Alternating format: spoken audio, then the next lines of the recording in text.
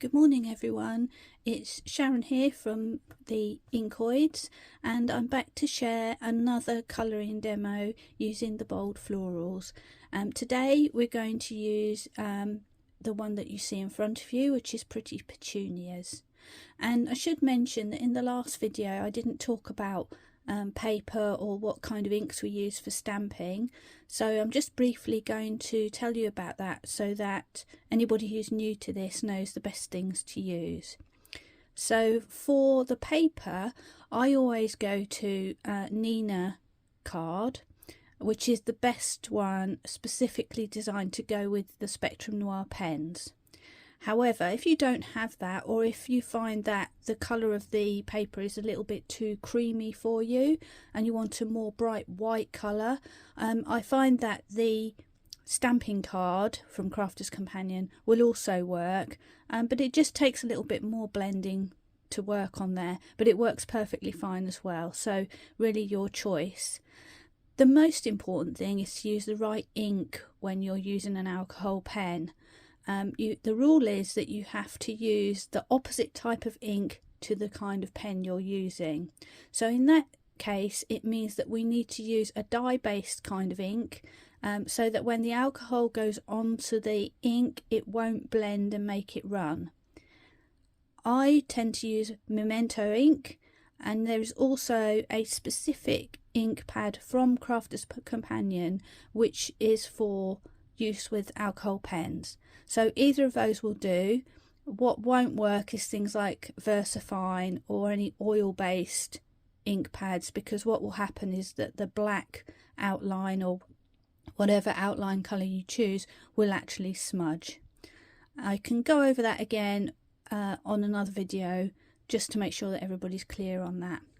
Meanwhile, I'll just reveal the colouring.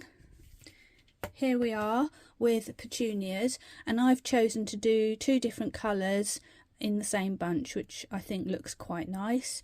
And as you can see, I've coloured the whole image and I've left a little bit at the top so that I can demonstrate to you the different colourways that are going on within the image. So the next thing to do is to share with you the pens that I'm actually going to use for this demonstration. So here we have the selection of Triblend pens that I'm going to use. I've got a few this time because I've got different colours of flowers going on, but I'm hoping that you're able to see the different colours that I have picked on this shot that I'm showing you. So first of all, for the purple flowers, I'm using Hydrangea Blend. This is quite actually pale compared to what it looks like on the actual plastic, so always take a swatch on some paper so you can get an idea of the colours.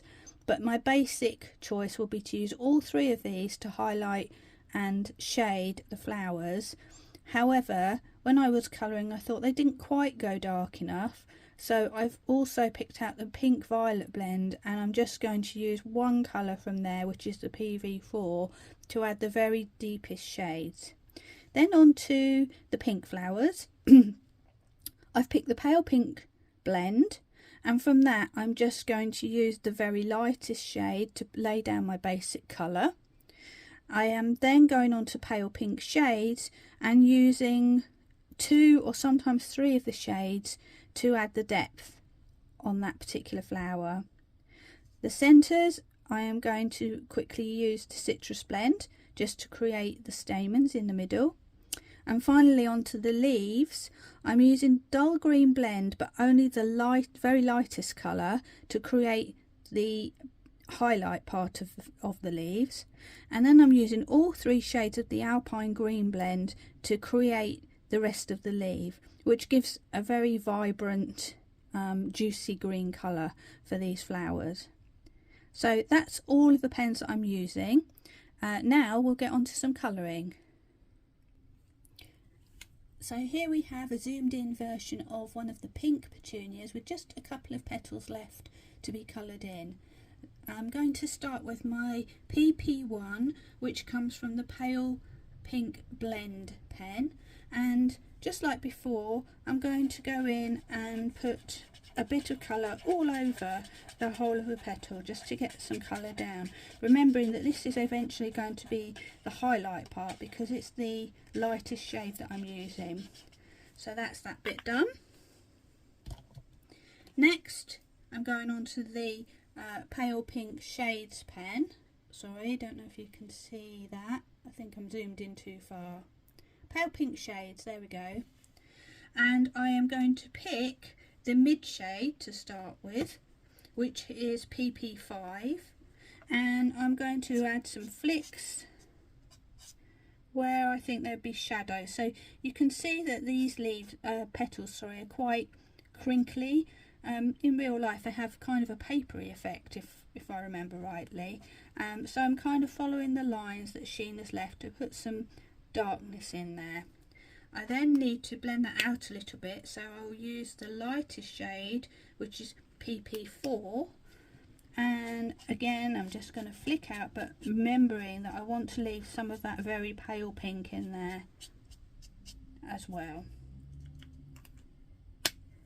Back to the very palest pink, which is PP1, and I'm just going to blend around the edges of the middle shade that I used to try and soften it out a bit. Now you can see that as it dries it all starts to merge together a little bit, so sometimes you need to just go back in and darken the shades a bit, but in this case I'm going to go all the way to my darkest shade, which is PP6, and add some more flicks first, just at the very base, and then I'm going to do the same thing, follow through with the mid shade, follow through with the lighter shade, and finally with my very pale PP1.